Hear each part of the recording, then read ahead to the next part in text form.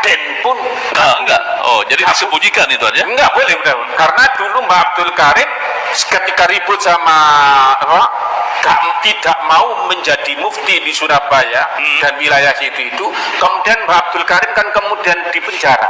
Oke. Dipenjara, setelah dipenjara itu dia menyembunyikan silsilahnya, semuanya istrinya yang merupakan cucunya Kanjeng Sepuh, keturunan daripada Mataram. Itu gelar Raden dihilangkan. Menantunya semuanya keluarga Raden dihilangkan. Apalagi ngaku saya. Iya. Itu adalah trah dari Sunan Ampel kalau saya lihat ya, dari berbagai literasinya. Nah, begini Kiai, ini kan rame nih tentang nasab. Nasab itu katanya menentukan nasib. Bahwa nasabnya klan Ba'alawi, ini menurut kajian kitab ya oleh salah satu seorang kiai, ini tidak tersambung nih. Bahwa Syekh Ubaidillah atau Abdullah itu tidak tersambung dalam kitab tersebut sebagai putra dari Syekh Ahmad Muhajir ya, Al-Muhajir bin Isa, sehingga ke bawahnya atau ke atasnya terputuslah ke Rasulullah gitu ya. Nah, di satu sisi juga ramai perdebatan. Anda sebagai trah Sunan Derajat ya, dari Sunan Derajat, termasuk juga Wali Songo gituannya. Nah, Wali Songo juga dikatakan oleh sebagian orang bahwa trahnya Wali Songo, keturunannya Wali Songo itu terputus karena semuanya adalah perempuan. Nah, kurang lebih 500 tahun terputus. Nah, Anda kok diam saja ini? Ini bagaimana nih ceritanya? Ya biarin aja lah. Saya nggak mau bicara banyak-banyak karena memang ya kita itu menyembunyikan nasab. Oke, iya. Ya, kita nggak boleh membangga-banggakan. Kita sendiri itu mulai dari saya kan Muhammad Munawir, iya betul, bin Muhammad Mawardi, iya, bin Muhammad Mudhar, iya, bin Muhammad Zaid, iya, bin Abdul Karim. Nah, Abdul Karim inilah yang pernah ribut sama Habib Usman. Oh iya. Oke. Ya, untuk habis di catatan bahwa Habib Usman adalah mufti Batavia ya. Kalau Abdul Karim tidak mau untuk dijadikan mufti yang ada di Surabaya. Tidak mau. Iya. Akhirnya dipenjara beliau. Saya bin Abdul Karim bin Abdul Kohar bin Darus bin Kina. Itu sudah masyhur di Pantura. Jadi kita tidak boleh membangga-banggakan itu. Paling lucu, saya dulu pada waktu kantor Robitotul Alamin itu ada di Tebet. Saya diajak ke sana. Betul. Saya diinterogasi, katanya saya ini mengaku Habib gitu. Padahal saya nggak pernah ngaku Habib, boro-boro ngaku Habib. Terus saja saya nggak berani. Iya. Akhirnya di situ itu dikatakan bahwa saya dimintai silsilah, saya sebutkan semuanya. Kamu ini nggak Habib, saya lucu. Siapa yang ngaku Habib? Katain bahwa Sunan Derajat itu Habib. Loh, ini siapa yang ngatain Habib? Sunan Ampel itu Habib. Sunan Ampel itu menyerahkan katanya bahwa data anaknya ke Yaman. Ke Yaman itu ke mana? Ke Yaman, ke Robito katanya. Robito itu kan belum ada itu.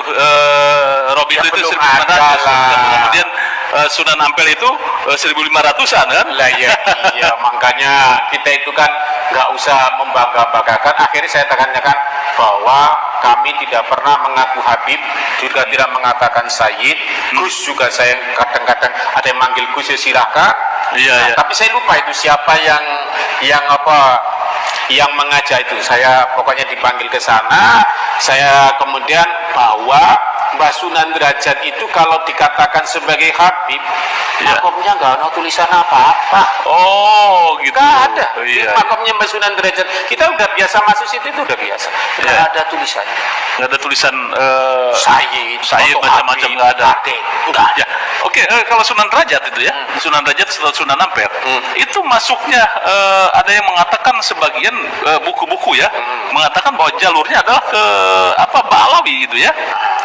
yang sebenarnya ini menurut catatan Anda dan keluarga, ini Sunan Ampel atau Sunan Derajat itu dari mana nih asal muasalnya, klannya? Jadi begini ya, jadi Mbah Sunan Derajat itu punya anak Sidik, yaitu kemudian daripada Trasaya. Iya. Maulana Sidik punya bapak nama Sunan Derajat. Sunan Derajat punya bapak namanya Sunan Ampel. Iya. Sunan Ampel namanya Ibrahim. Nah, Ibrahim kemudian menikahlah punya bapak namanya Jamaluddin Al-Akbar Al-Husaini yang kemudian dikenal namanya Jumadil Kubro. Oh iya. Ini ada Jumadil Kubro, ini adalah menantunya Sultan Turki, Sultan Muhammad I. Oke, wah subhanallah. Namanya Fatimah. Fatimah ya? Iya, tapi nggak pernah kita ngomong kita keturunannya Sultan Turki. Turki. Ya, gitu. Oh, jadi yang benar gitu dari terah ibu itu ke Kesultanan Turki. Ya, ke Turki. Dari jalur perempuan itu sudah ada ke Turki dan juga ada ke Syabdul Qadir Jailani. Oke, ya. Ini saya buka lo ya. Tapi hal-hal ini bukan untuk kesombongan.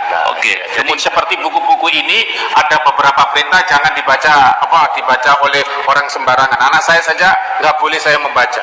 Oke, ya. Kau kemudian dari jalur Bapak itu kemana itu? Samarkand. Ke Samarkand. Oh, ke Samarkand. Jadi tidak masuk ke Yaman ya? Jalurnya. Tapi kalau ada yang membuat itu ya biasa saja. Kita nggak protes. Makanya orang nggak bisa membayangkan Majapahit begitu kok Raden Patah mampu untuk berperang dengan kerajaan Majapahit yang dikuasai Girindrawardana. Iya. Karena di sini banyak cucunya Sultan Ottoman. Ottoman ya. Dinasti Utsmaniyah. Dinasti Utsmaniyah di situ ya. Jadi kemudian silsilah itu dari beberapa manuskrip yang ada begini ini banyak sekali buku-buku daripada keluarga Sunan Derajat yang menyatakan bahwa beliau adalah bukan dari Yaman. Tetapi mulai tahun 80-an ini kemudian dicantol-cantolkan kemana, dicangkok-cangkokkan ke Asmat Khan. Kemudian bahkan kemudian tidak diakui. Jadi tidak diakui. Kemudian nggak diakui sampai kemudian virallah Habib Bahar yang menyatakan bahwa cucunya Trah Wali Songo ini dari jalur sudah 500 musnah. Ya saya tertawa. Oh iya. Jadi kita itu nasab nggak terlalu kita bawa-bawa. Oke. Berarti dari jalur pihak Bapak itu ya, itu kemana itu ke atasnya? Kau udah skip kan? Cina begitu. Jadi kalau kita melihat itu nanti apalagi sekarang kan udah banyak tes DNA kan. Iya. Apakah saya sudah tes DNA? Nggak usah perlu disebut-sebutkan. Tapi kita sudah memahami bahwa kakek kita memang bukan dari Yaman. Bukan dari Yaman. Kalau andaikan dari Yaman, sejak dulu kita itu sudah membaca ratib. Oh iya. Tetapi betul. mengapa kalau kemudian Wali Songo itu nggak membaca ratib? Memang bukan dari Yaman. Tapi sekarang ini mulai tahun 2000-an ini orang-orang mengenal ratib. Iya. Kemudian sekarang ini kembali lagi ke wiritannya para wali 9. Kayak seperti saya tadi itu, ini itu adalah wiritannya Sunan Derajat. Iya, jadi ciri khasnya memang dari Wali Songo adalah torikoh gitu. Ya, torikoh. Iya, oke. Kalau di sini disebutkan bahwa Mbah Sunan Derajat itu adalah Naksabandi. Jadi zikir khofi itu yang jadi buku-buku yang seperti ini. Nah, sekali ini saya fotokopi saja supaya nanti nggak ada. Ini ada Sayyidul Ikhtif Ma'rifah, ada Syekh Majnun. Hati-hati kalau membaca kitab ini. Bisa ini ya. Kalau nanti nggak bisa jadi wali bener-bener bisa gila. Seakan-akan Syekh Majnun. Ente menjadi Syekh atau Majnun? Itu. Jadi Masya Allah kalau kita melihat di fenomena di Indonesia ini membangga-banggakan nasab itu tidak bisa. Iya. Oke. Coba lihat kita ada anaknya tukang sate aja hafal Al-Quran, bisa membaca kitab kuning. Di keluarga saya terutama dari trahnya Kiai Haji Abdul Karim, jangankan bergerak Habib Sayyid, kita pakai emas saja nggak boleh. Oh gitu ya. Emas itu kan singkatan dari Maulana Syarif. Bahkan Raden pun Enggak. Oh, jadi disembunyikan itu aja. enggak boleh, udah. Karena dulu Mbak Abdul Karim ketika ribut sama tidak mau menjadi mufti di Surabaya dan wilayah itu, kemudian Mbak Abdul Karim kan kemudian dipenjara. Oke. Di penjara, setelah di penjara itu dia menyembunyikan silsilahnya, semuanya istrinya yang merupakan cucunya Kanjeng Sepuh, keturunan daripada Mataram. Iya, itu gelar Raden dihilangkan. Menantunya semuanya keluarga Raden dihilangkan, apalagi ngaku saya. Iya.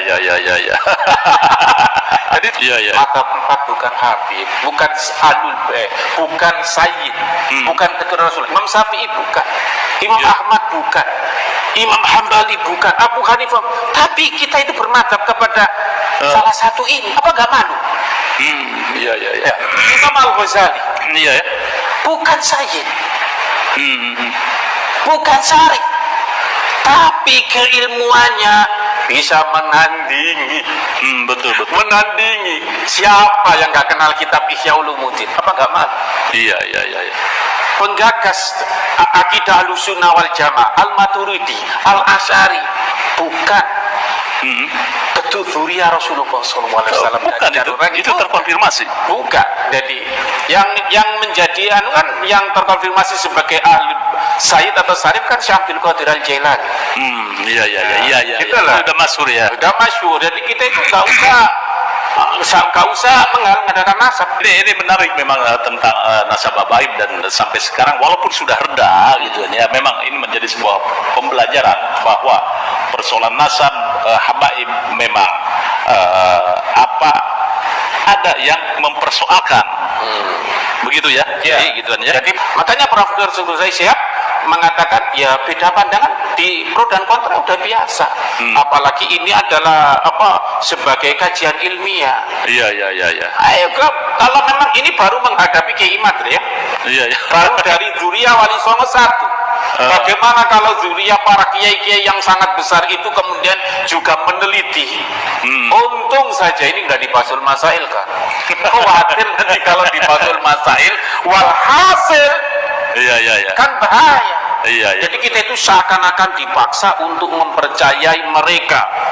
Dan kemudian Wali Songo adalah benar-benar terputus. Oke, pemirsa, luar biasa ini bincang-bincang santai bersama Kiai Munawir tentang nasab habaib dan terah Wali Songo.